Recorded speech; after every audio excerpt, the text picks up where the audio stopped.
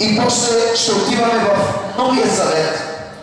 Затова нека всеки един да отвори Библията си в Битие. Всички имате Библия. Нека всеки един да отвори Библията си в Битие, 12 глава.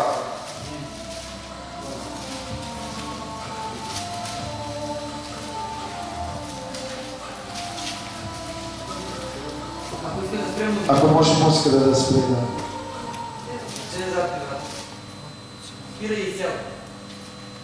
Тогава Господ каза на Авраам: излез от отечеството си, от рода си и от бащиния си дом и иди в земята, която ще ти покажа. Ще направя от тебе голям народ, ще те благословя и ще прославя името ти и ще бъдеш за благословен. Ще благословя онези, които те благославят, а ще проклина всеки, който те проклина. И чрез тебе ще се благословят всички земни племена. Първо искам да говорим за призивът на Авраам. Вижте, когато изведнъж дойде Бог в Авраамия живот и му казва отведнъж излез. Излез от отечеството си. Излез от рода си. Излез от бащинския ти дом и иди там, където аз ще ти покажа. Вижте, ние като ромска нация имаме нужда ние да излизаме от нашите традиции, от нашите обичаи, които ни свързват. Понеже Бог казва излез и иди там, където аз ще ти покажа. Но знаеш ли, когато Авраам излезе и напусна домът на баща си, напусна отечеството си, напусна дома си, напусна уюта си, напусна всичко това, което той до сега е живял и тръгнал в посока, където е неизвестна. Тръгнал за една посока, която дори той не знае. Понеже до сега Авраам как го е живял, изведнъж идва Бог и му казва: напусти този живот. Напусти твоите обичаи. Напусти твоя менталитет. Напусти до сега както си живял и отиди там. И ще направя от теб народ. Голям народ ще излезе от тебе. И аз ще ти покажа пътят, откъде трябва да преминаваш. Но вижте, когато Авраам излезна, все още Бог нямаше завет със него. Той излезна и тръгна в посока. Единственото нещо, което Авраам е направил, да му се покори. Напусна дома си и излезна. Второто нещо, което Бог е направил с Авраам, е завет. Заветът се намира в 15 глава. Битие 15 глава. Знаете ли, за излизането на Авраам има още много неща, но не искам да се спра за излизането. Искам тази вечер да говоря за завет. 15 глава на Битие от 1 стих до 18. След тези събития дойде Господното слово на Авраам в Видея. И Бог каза: не бой се, Авраам, аз съм твой щит, твърде голяма награда. И Авраам рече: Господи Йова, какво ще ми дадеш, когато аз си отивам без тебе? И ето този Елизер от Дамаск ще притежава дома. Авраам рече още: ето, ти не ми даде чадо, и ето и ти роден в дома ми, ще ми стане наследник. Но ето дойде Господното слово и Бог му каза: този човек няма да те стане наследник, а онзи, който ще излезе от твоите чресла, той ще ти бъде наследник. Тогава, като го изведе вън, каза: погледни сега към небето и изброи звездите, ако можеш да ги изброиш. И рече му: толкова ще бъдат твоите потомци. Авраам вярваше на Господа и той му го вмени за правда. После му каза: аз съм Господ, който те изведох от Ур Халдейски, за да ти дам да наследиш тази земя. Авраам рече: Господи Йова, по какво да позная, че ще наследя? Моля ви, запомнете този стих. Авраам рече: Господи Йова, по какво да позная, че ще я наследя? Вижте отговорът на Господа. Господ му каза: вземи 3-годишна телица, 3-годишна коза, 3-годишен овен, кукулица и млад гълъб. И той взе всички тези, разсече ги през средата и постави всяка половина срещу другата. Само птиците не разсече.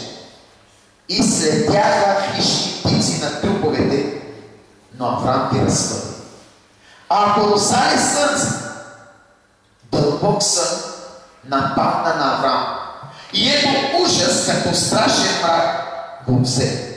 Тогава Господ каза на Авраам: да знаеш, че твоите потомци ще бъдат бежанци в чужда земя и ще бъдат поробени и угнетявани 400 години. Но аз ще съдя народа, на когото ще будуват, и след това ще излязат с голям имот. А ти ще отидеш при бащите си с мир и ще бъдеш погребан в честита старост. А в четвъртият род потомците ти ще се върнат тук, защото беззаконието на аморейците не е стигнало още до върха си. И когато слънцето зарази и настана мрак, ето ти, като от пещ и огнен план, който премина между разсечените животни. И този ден Господ сключи завет с Авраам, като каза: на твоето потомство дава тази земя от египетската река до голямата река, река Ефрат. Нека Бог да ни благослови. Вижте,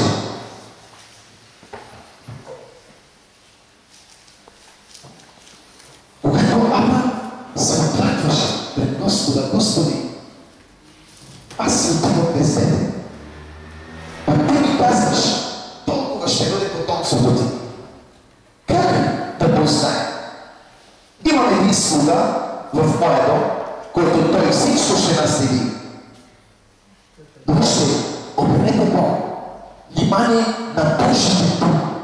Първото нещо, което Бог е казал на Авраам. Веднага той отговор не му да приготви тези животни и ги разсечи наполовина. И всяка една половина постави една срещу друга. И когато той направи всичко това, и ще обърнете внимание, искам да разберете, когато всичко той направи това, минал дим и огън, това говори за Божието присъствие, минал между двете разсечени животни, който говори, че точно сега Бог направи завет с Авраам. Когато той преминал между двете разсечени животни, точно тогава Бог прави завет с Авраам. И вижте, Божието Слово казва: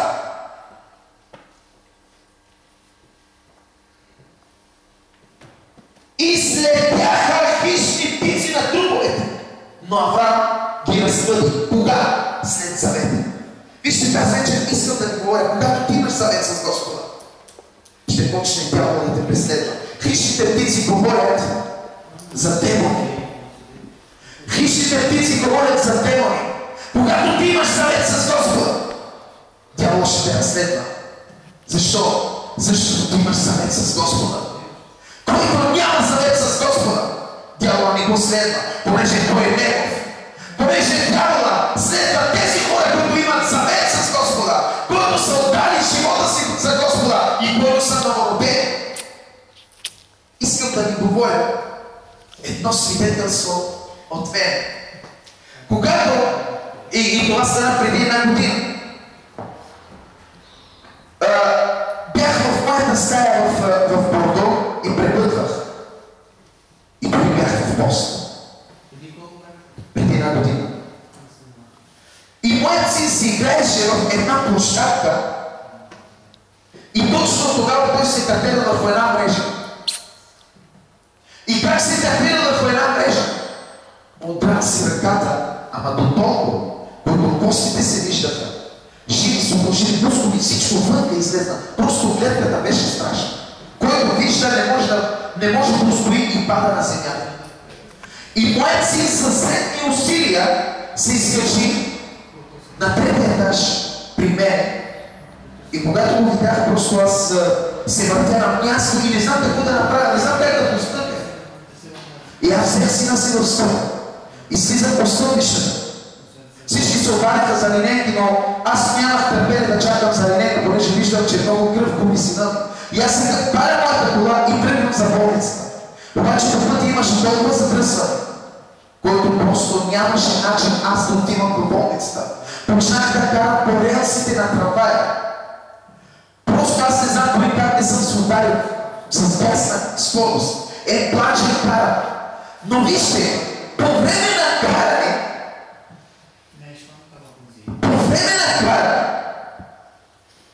дойдоха в мене мисли.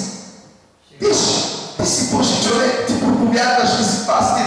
Защо така синът ти стана? Защо Бог не го опази?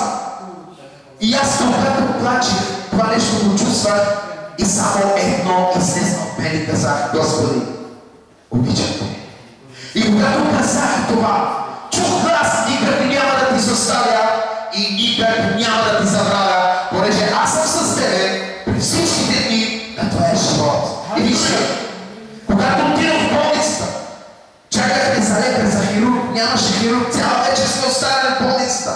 И на сутринта дойде хирурга и когато са го оперирали, дойде лекара и ми извика в стаичката си и ми каза: Господине, и аз се представи да минеш през ножове и да не бъдеш докоснат. Абсолютно това е чудо, че нито една артерия, абсолютно нищо не е разкъсано. Просто ми съм го затворихме. Не е ли това чудо? И за какво ми говоря това? И вижте, аз оставих моята съпруга на болницата и аз се връщам в къща. Аз сам връщам се с моята дъщеря и влизам в къщата. Обаче в къща аз имам една библиотека. И не знам, бръкнах в библиотеката и взех една брошурка. Не знам откъде попадна. И първото нещо, което отворих в тази брошурка, и очите ми директно са попаднали в едно нещо. И знаете ли какво съм прочел? Това не е от мен, а това е от дявола. И когато съм прочел това, почнах да плача. Вижте, за какво ми говоря това? Говоря ли това, защото аз имам завет с Господа. И ето вижте, преди 3 години купих си чистена кола и отивам за първ път на работа с нея. И гледам къде да я паркирам, за да мога да не я прескам. И връщам се вечерта и отивам по колата си. Тъкмо да отваря. Виждам цифрата 6 на капак. Почнах да се ядосвам, кой ми към направи това нещо, как може да към... И почнах да се ядосвам. Но вижте, преди да отворя колата, абсолютно съм почувствал много силен глас в себе си. Гледам тази цифра 6 и ми казва: отвори 6-та книга на Библията. И аз отварям 6-та книга на Библията. И знаете какво говори там? Книгата на Исус Навин. И вижте, когато съм я прочел, дълбоко ме докосна и взех да плача по дете. И точно тогава казва Бог: аз включвам завет с теб. Вижте, когато ти имаш съвет с Господа, почва дявола да те преследва, понеже ти имаш съветни взаимоотношения с Господа.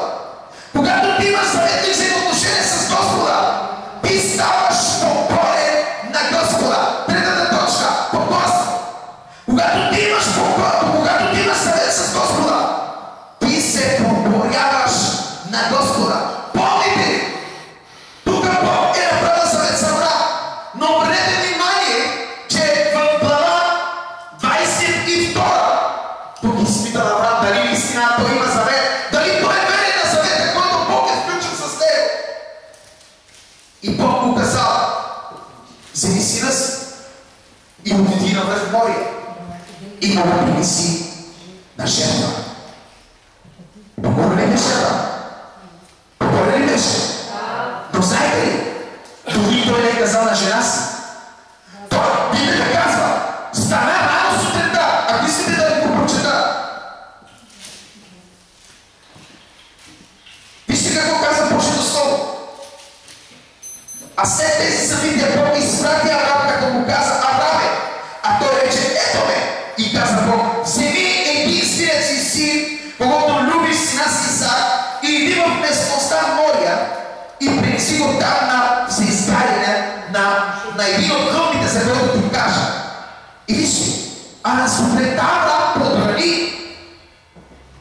Вижте, той дори не се пазарил с Господа. Ама как, Господи, аз 100 години съм чакал за това дете и изведнъж ми казваш: отиди и дай го на всеизгаряне. С две думи да го би. Абсолютно той не се е спазарил с Господа. Подбранил. Дори той стана толкова рано. Дори той не е казал и за Сара. И аз си помисля, ако беше казал за Сара, какво ще да стане? Сара нямаше да се съгласи. Как може? Как може да убиеш синът си? Как може да убиеш синът ни? Да ни имаме обещание на Господа, да Бог ни е дал този син. Как можете да го убиеш? Но той е подбранил. Защо? Има завет. Има съвет, понеже той е вярвал на думите на Господа. Толкова ще бъде потомството.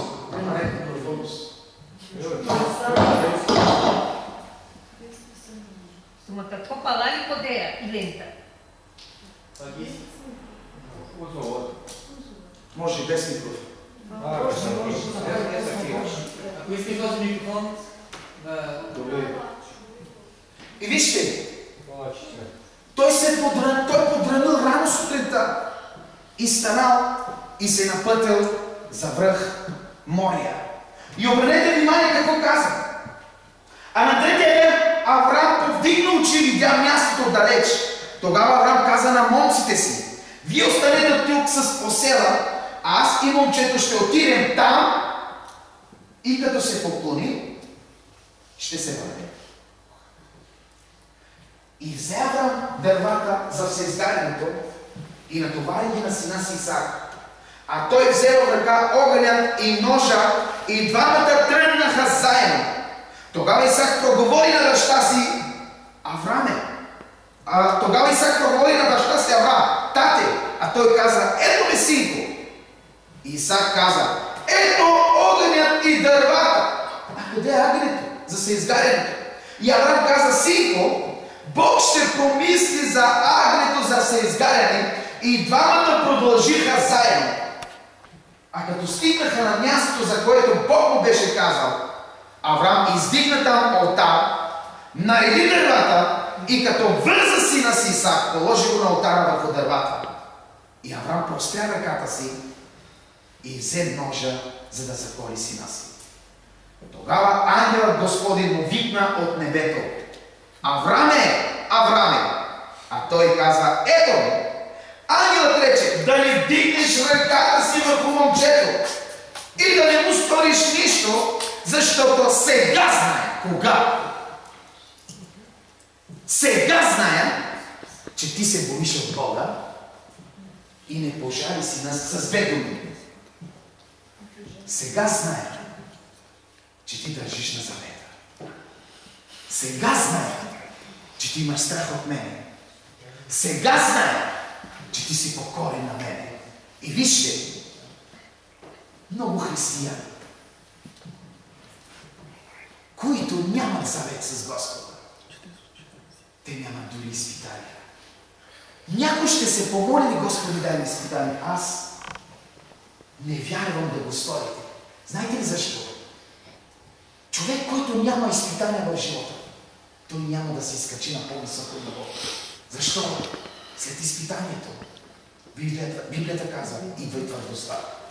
Защото всеки един от нас се страхува от изпитание, но Божието Слово казва, никога той няма да ти дава повече от това, което трябва да носиш. Защото, когато идва изпитание в живота ти се изкачваш на по-високо ниво. Защо? От тогава най-добре познаваш Бога. От тогава най-добре Бог ти се открива, за да го познаеш. Знаеш ли, ако всичко ти е окей, всичко нямаш никакви проблеми, ти ставаш един религиозен християнин. Ще отиваш на молитва, ще се поклониш, ще четеш, ще се молиш, само защото трябва да го направиш. Но когато няма изпитания в живота ти, няма бури в живота ти не можеш да го познаеш. Ще стоиш на едно място. Ето защо има по 20, 30, 40 годишни християни седят на едно ниво. Защо? Нямат заветно взаимоотношение с Бога. Ако ти имаш завет с Господа, ти ще бъдеш покорен на Него. И от тогава Бог ще ти изпита. Защото Библията казва, когато те изпита, ти ставаш по-чисто от злато.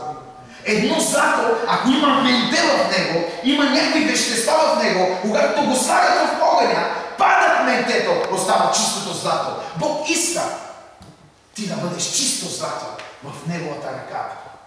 И знаеш ли, Бог иска да те отшлайфа, да станеш кръгъл камък. Помните ли Давид и Голиат? Как е победил Голиат? Чрез 5 речни камъка, които взел от реката. И този камък се забил в челото на Голиат. Защо? Защото той вярваше на Бога, той имаше завет с Бога и той тръгна срещу Голиат. Защото израелтяните видяха оръжията, които имаше Голиат, ръста на Голиат, мускулите на Голиат. Но Давид е видял Божието Слово. Давид е видял заветът на Господа. И той тръгна срещу Голиат. И Голиат беше повален. Понеже Давид казва, ти идваш срещу мене с оръжие и копие, аз излизам срещу тебе в името на Господа. Защо искам да ви говоря тези неща? Заветът с Господа е и покорство. А когато ти имаш завет с Господа, ти ще бъдеш и покорен на Господа. Знаете ли, въобще нямах желание да идвам в Португалия. Истина ви казвам. Абсолютно нямах желание. Но знаете ли, Бог казва, отиди. Отиди. Понеже имах отпуска 2 седмици. Отиди. Как мога ли да не бъда непокорен на Господа? Понеже Бог знае, дори с един човек да идвам тук, един човек да бъде покорен истински, това е много голямо богатство. Знаете ли колко ангели се радват за една спасена душа? Знаете ли колко ангели хвалят името за един покаял човек, който се покаял пред Господа? И ето за какво ви говоря тези неща. Покорство. Когато ти имаш завет, имаш покорство. Ти се покоряваш на Господа. И вижте, при случая с Авраам, когато Бог му казва,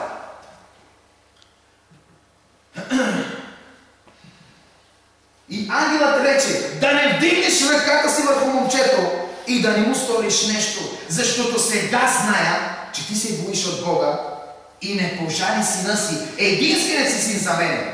Тогава Авраам повдигна очите си и видя, и ето зад него един овен. Знаете ли, понякога ние се чудим как да постъпваме, какво да направим, когато имаме изпитания, трудности, бури в живота. Но Бог винаги ти дава изходен път, за да излизаш, за да се спасяваш, за да те благославя, за да Бог влага Словото си в тебе. Бог винаги измисля изходен път за тебе и за твоя живот. И ето Авраам повдигна очи и видя овена сплетен в тези храсти.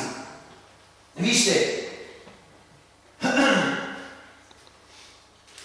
тогава Авраам повдигна очите си и видя, и ето зад него един овен, плетен с рогата след един храст. Авраам отиде, взе овена и го принесе за всеизгарен вместо сина си.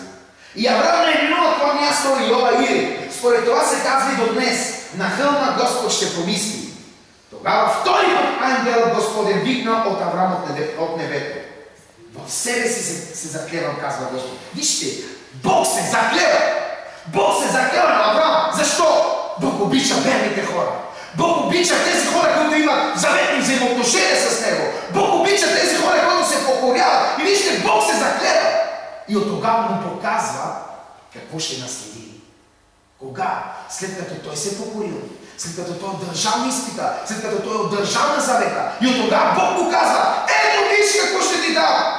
В себе светлевам, казва Господ, че понеже стори това нещо и не пожали сина си, единствения си син, то аз ще те благословя премного и ще умножа и преумножа потомството ти, като небесните звезди, като крайморския пясък, и потомството ти ще завладеят градовете на неприятелите ти. Вижте, когато ти имаш Бог в живота, запомнете го.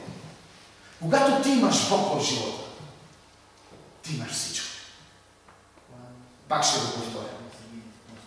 Когато ти имаш Бог в твоя живот и имаш завет с Господа, ти имаш всичко. Кажи: аз имам всичко. Аз имам всичко. Чрез Бога. Знаете ли, за една година ще ви дам един пример. Искаш да построяваш една къща. Можеш тази къща да я построяваш с твоите сили, примерно за 2 години. Като работиш усърдно, печелиш и правиш къща. Но когато Бог те благославя, можеш тази къща да направиш за 1 месец. Знаеш ли защо? В Захария 4:6 казва: не чрез сила, нито чрез мощ, а чрез духът ми. Чрез духът ми. На нас ни трябва Бог. На нас ни трябва Бог. Когато ти имаш Бог в твоя живот и имаш завет с Него, ти ще имаш всичко. Ти ще имаш всичко. Понеже Бог е този, който снабдява. Бог е този, който те изцелява. Бог е този, който те освобождава. Знаеш ли, този човек, който има завет с Господа, той живее чрез вяра. Ето защо Авраам отиде на хълма Мория. Защо? Защото той вярваше на думите. Той го изведе вънка и погледни горе на небето. И той видя звезди. Толкова ще бъде потомството. И изведнъж му казва: дай сина си на жертва. Но той повярва в думите на Господа. И ето, той отиде и предава сина си. Вижте, Авраам даде сина си, но Бог го направи баща на целият народ. Бог го направи баща на целият народ. Защо? Беше покорен. Братко и сестро, тази вечер съм тук да ви говоря. На нас ни трябва Бог. На нас ни трябва Бог. И Бог ще снабди всяка твоя нужда според Неговото богатство в слава в Исус Христос. Цялата слава даваме на Бога. 4-та последна точка. Искам да ви говоря за един нов завет. Искам да отворите вашите Библии. Лука 22 глава.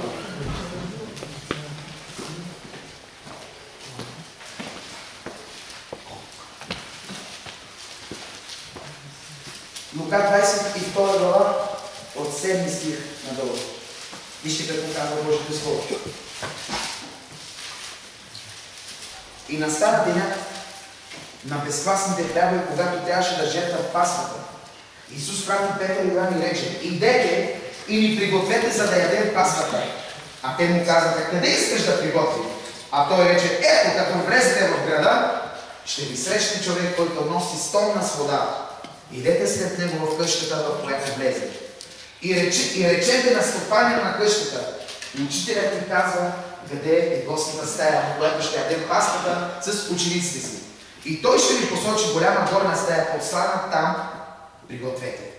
И като отидоха, намериха, както им беше казал, и приготвиха Пасхата. И като дойде часът, той седна на трапезата и апостолите с него. И рече: твърде много съм желал да ям тази Пасха с вас, преди да страдам, докато тя не се изпълни в Божието царство. И като прие чаша, благодари и рече: вземете това и разделете го помежду си. Защото ви казвам, че няма вече да пия от плода на лозата, докато не дойде Божието царство. Взе хляб и като благодари, разчупи го и даде и рече: това е моето тяло, което за вас се дава. Това правете за мое възпоминание. Така взе чашата след вечерята и рече: тази чаша е новият завет в моята кръв, която за вас се пролива. Изведнъж Бог изпраща своя син тук на земята, за да умре за нашите грехове. И той събра учениците си и подава чашата, която е символ на неговата кръв. Вземете, това е нов завет.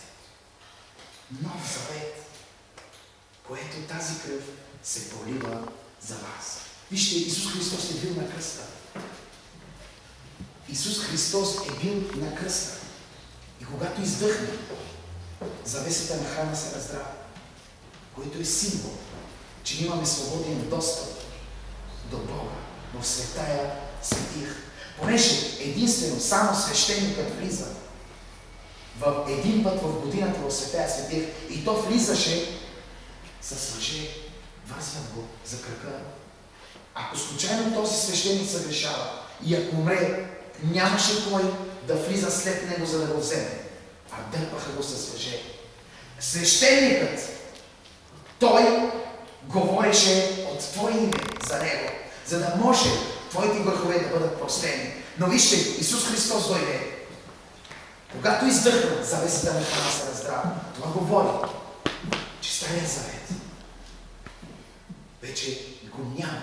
Има един нов завет, който ти имаш достъп до нашия Господ Исус Христос, който ти имаш свободна воля да го приемеш в твоето сърце. Един човек, който отдава сърцето си на Господа, прави изповед. От този момент ти влизаш в новия завет, който Господ Исус Христос направи за всеки един от нас. Знаете ли, тази вечер искам да ви казвам, Исус Христос умря за нас. Но нека да не потъпваме кръвта на Господа. Знаете ли, тази вечер съм тук да ви говоря за един нов завет, който Господ иска да включи тази вечер с теб. И всички тези благословения ще дойдат и ще почиват върху тебе. Знаете ли, Бог иска ти да бъдеш успяващ. Бог иска ти да бъдеш успяващ. Ти не си призован, за да свързваш едва двата края.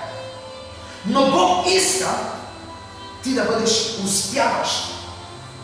Знаеш ли, някои искат да бъдат смирени, когато, защото Божието Слово казва: блажени бедните по дух, защото тяхно е небесното царство. Но знаете ли, когато ти си беден по дух, това говори за смирение. Това говори за смирение и Бог иска тази вечер ти да включваш с Него завет. А заветът говори за покорство. За покорство! Това говори, че ти ще бъдеш далеч от греха. Това говори, че ти няма да тичаш както светът тича. Това говори, че ти имаш завет с Господа и твоят поглед ще бъде към кръста, откъдето си изкупен. Това говори, че Бог иска ти той да направи завет с тебе и ти да бъдеш успяващ християнин. Той иска да бъдеш ти първо благословен, второ да имаш отлично здраве и трето да живееш пълни ти от живота си тук на земята. Понеже Божието Слово казва: дяволът идва какво? Да открадне, да заколи и да погуби. Но аз дойдох да ви дам живот. И то какъв? Изобилен! Изобилен! Пълни ти тук на земята. Понеже Бог иска ти да бъдеш успяващ, когато ти имаш лични взаимоотношения с Господа, когато ти имаш завет с Господа, когато твоят Бог е твоята канада и ти имаш лично общение с Господа. Понякога заключвате ли се във вашите скритни стаички, за да имате комуникация с Господа? Знаете ли, Бог много обича, когато ти си сам с Него. От тогава имаш откровение. От тогава Бог говори волята си за теб. От тогава Бог ти се открива. Когато ти си бързан в твоята скритна стаичка и ти изливаш сърцето си пред Господа, от тогава ти имаш откровение. От тогава Бог ти говори. От тогава Бог ти се открива. И нас, които да имат лични взаимоотношения с Господа и да приемат водителството на Господа. Знаете ли, много пъти съм казал, Господи, не искам да отивам там, където ти не ме пращаш, защото знам, където аз ще ходя и ти не си ме пратил, аз ще се проваля, понеже ти не си със мен. Защото знам, че силата не от мен, помазанието не от мен, а всичко от тебе, аз съм един инструмент. А славата ти, хората няма да дадат славата за инструмента, а славата ще даваш за този, който употребява инструмента. И аз си представете, една китара взима един да свири на тази китара. Слава ще дава за китарата ли? Или за този, който употребява китарата? За този, който употребява китарата. И аз вече съм тук да ви казвам. Когато ти ще имаш лични взаимоотношения и завет с Господа, Бог ще те употреби. Бог ще те употреби и Бог ще ти се открива. И ти ще бъдеш успешен християнин. Където ще ходиш, ти ще успееш. Защо? Бог прави път за тебе. Бог воюва за тебе. Бог воюва за тебе. Не чрез сила, нито чрез мощ, а чрез Неговия дух. Знаеш ли, когато Бог ще воюва за тебе, от тогава твоите пътища навсякъде ще бъдат отворени. И ти ще бъдеш под Неговата защита. И ще бъдеш воден от Неговия дух. Ще бъдеш воден от Неговия дух. Знаете ли, тази вечер съм тук да ви казвам. Имате ли завет с Бога? Говоря завет, знаете ли защо? Тези, които имат завет с Господа, те се покоряват. Тези, които имат завет с Господа, те слушат Божия глас. Тези, които имат завет с Господа, те следват пътя на Господа. Нека се спрят. Изправи се.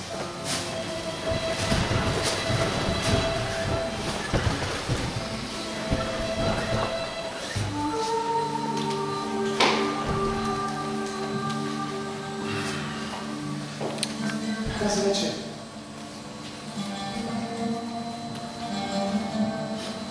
ако ти до сега нямаше добри взаимоотношения с Господа, говори на Господа и кажи: Господи, ако до сега аз съм нямал завет с Тебе в Господи, искам тази вечер Ти да дойдеш и да ме докоснеш. Искам тази вечер Ти да дойдеш и да ми исцеляваш. Искам тази вечер Ти да дойдеш и Ти да промениш живота. Искам тази вечер Ти да дойдеш и Ти да промениш виждането ми.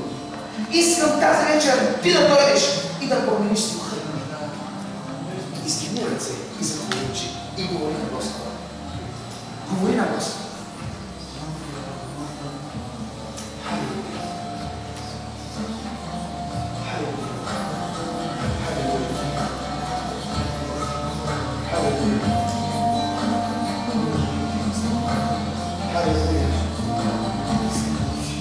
Стойте в Божието присъствие. Говори на Господа.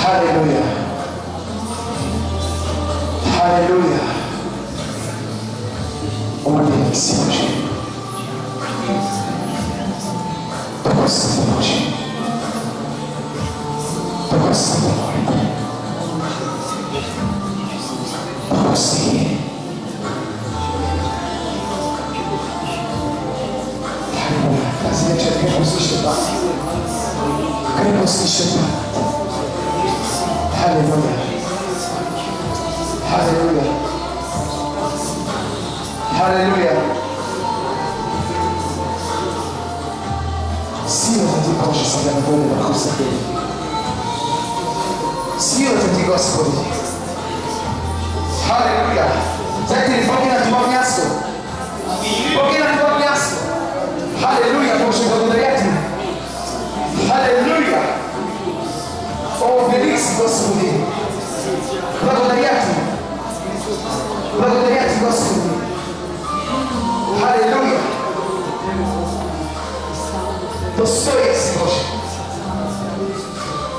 Достоен си. Достоен си.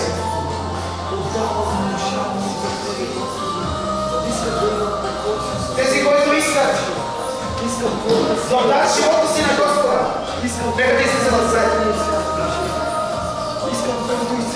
Халелуя.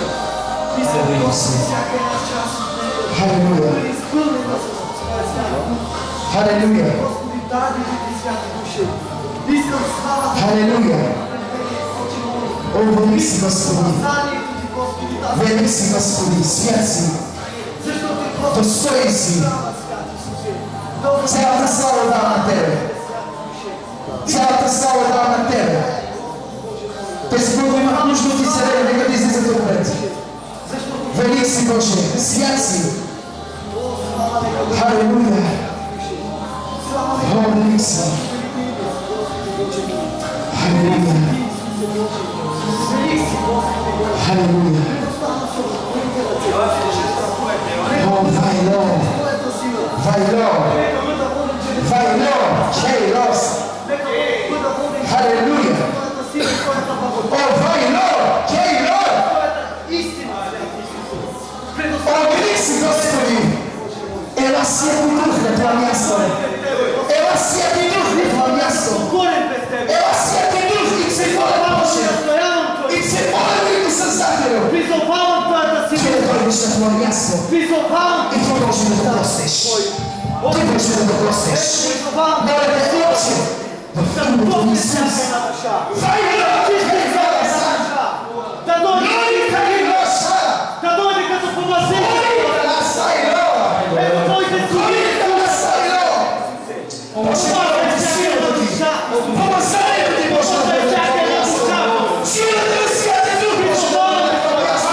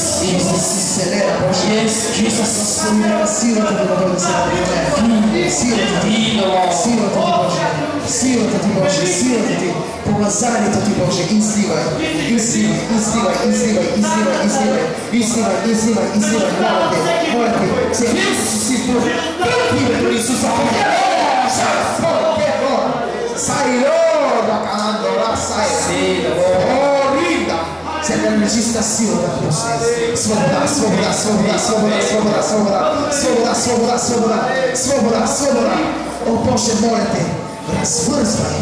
Флорида Кейло! Флорида Кейло! Ласо!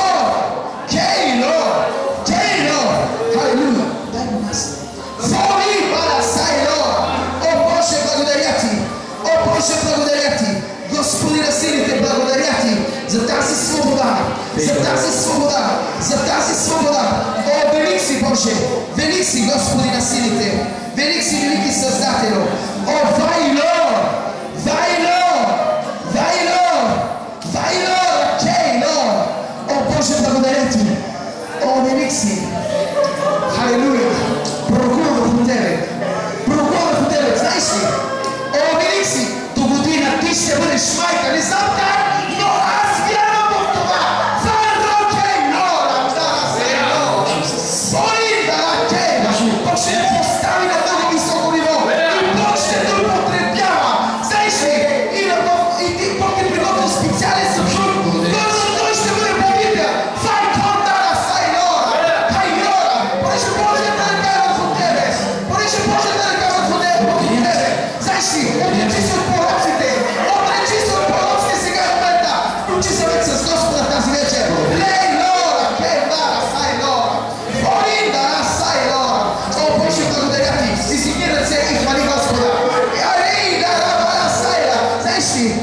Точно сега направи завет с Господа.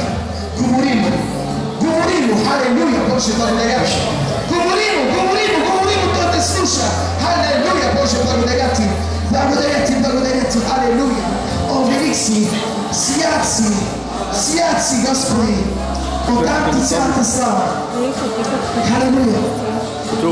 Халелуя. О, Боже.